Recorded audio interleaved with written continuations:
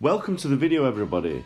Yes, here I am doing squats for 12 reps of 125 kilograms, which mentally is very difficult for me to get my head around when I read it on the program. However, actually after I did the first rep and I started to do the first set, I realized this isn't impossible, and it just shows you shouldn't put limitations on yourself. This used to be a 1 rep max for me, and now I can do it for 12 reps. It's only hard because, you know, you get tired after a certain amount of time, and then your form breaks down, which makes the lift obviously harder because you want to stay you want to keep your reps relatively clean when you're training with all of your reps, because, you know, the path of least resistance is going to be strongest. You want to keep that bar path in a complete straight line, and that's what we're working towards. But after the 8th rep, the only thing that you're thinking about is, please God, do not kill me, because you're just like pushing for the 12th rep, and you want it so much because you just, it says on the program I can do 8 reps, it's 8 to 12, but for 2 to 3 sets. So what that says to me is you've got to do 3 sets of 12 reps, because I don't want to leave anything on the table. I want to give each session everything I've got, which is what I said at the beginning of this little series.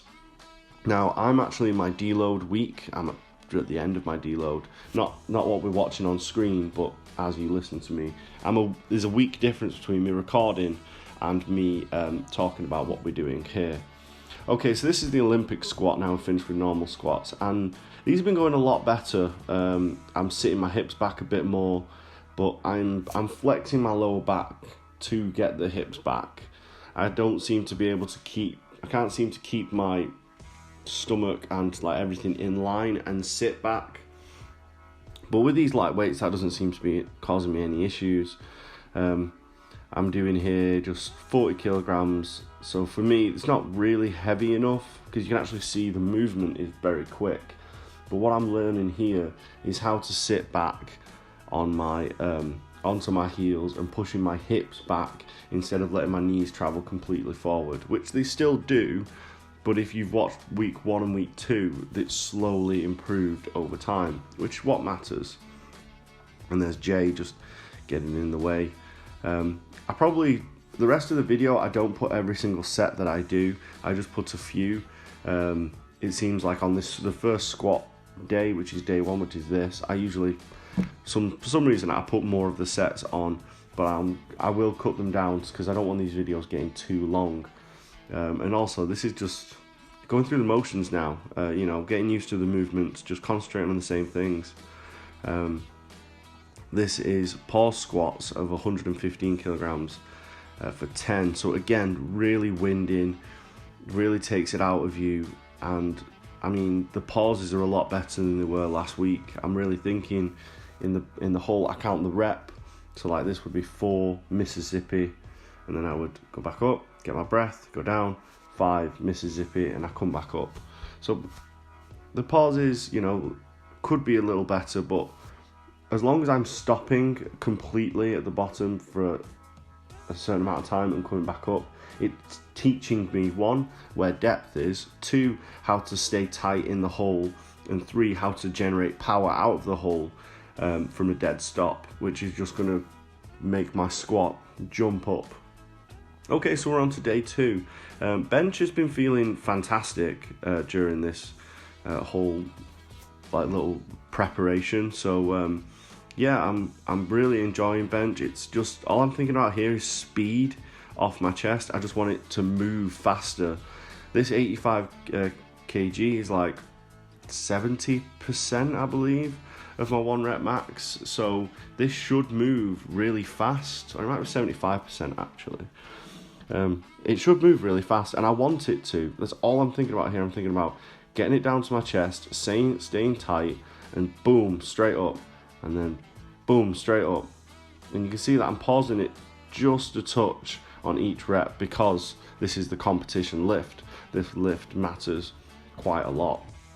Now, as you can see, my setup hasn't changed. I'm not making any changes to my setup.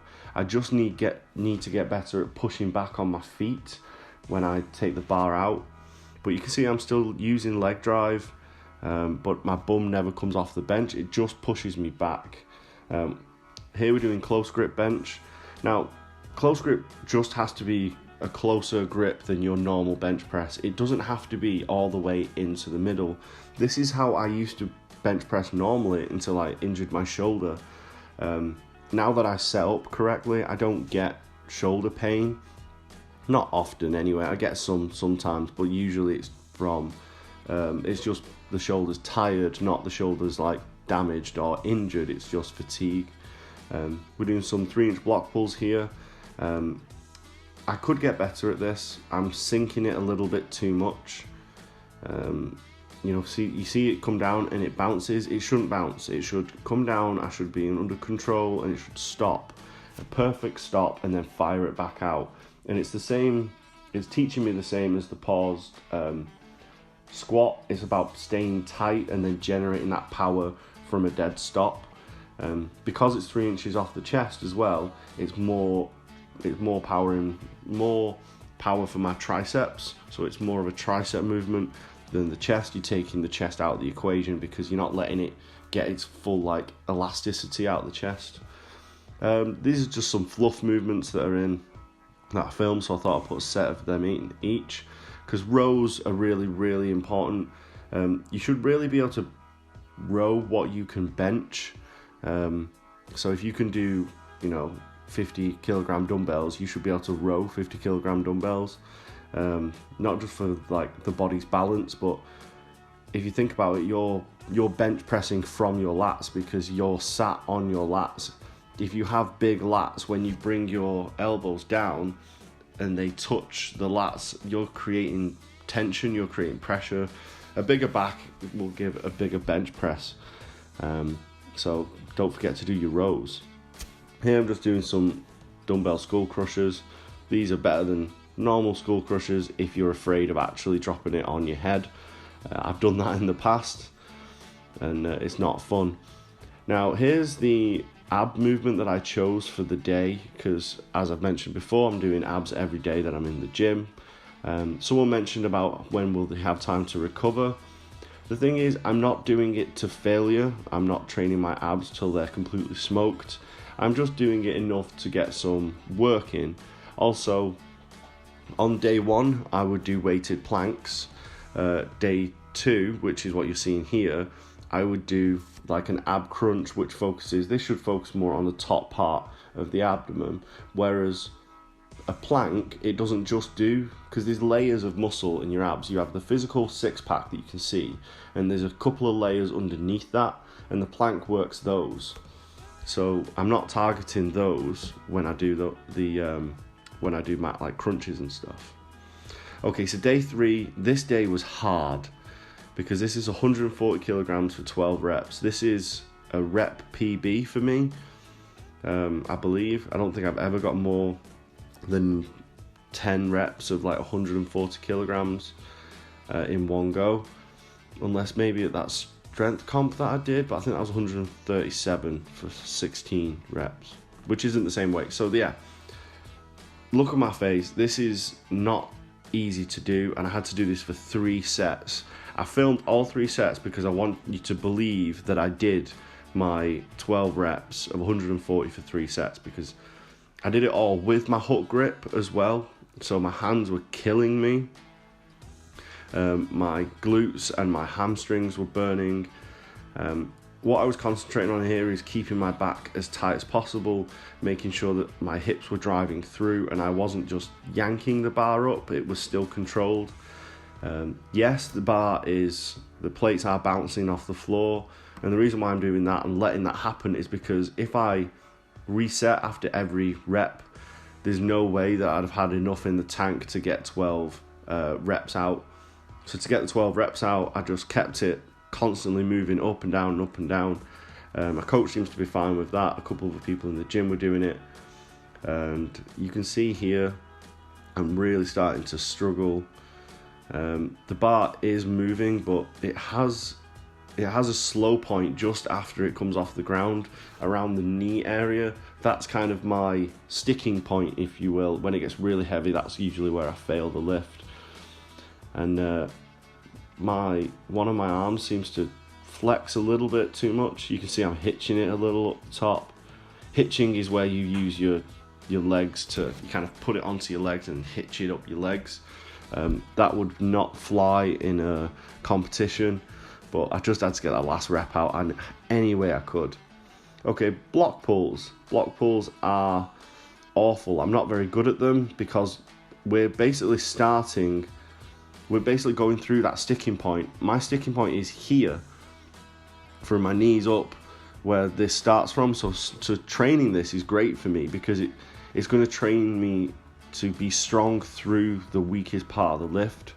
I think it's because the bar gets too far away from me, so I pivot forward, my hips are up, and then it becomes too much of a kind of like my upper back becomes rounded, and sometimes my lower back becomes rounded, and therefore I fail the lift. So this is going to teach me to not do that. Yes, I've put straps on.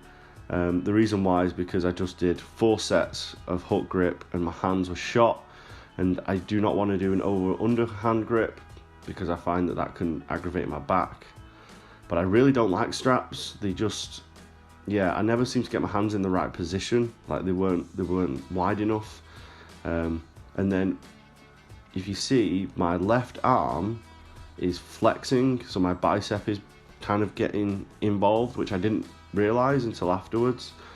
But the whole idea of straps is they take your hands out of the equation and they just turn your hands into hooks.